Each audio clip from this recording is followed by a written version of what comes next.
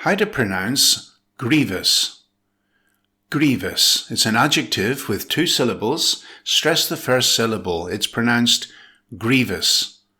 Note, grievous, not grievous, with three syllables. Here's an example. In the picture, we see American singer Karen Carpenter.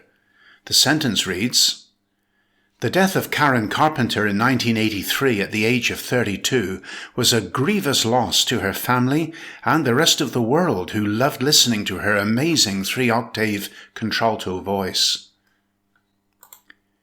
Has this video helped you? Hit like now.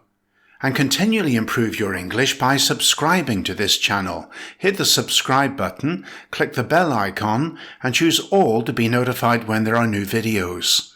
And build a powerful English vocabulary with my free course on Udemy. Just go to goodenglish.online.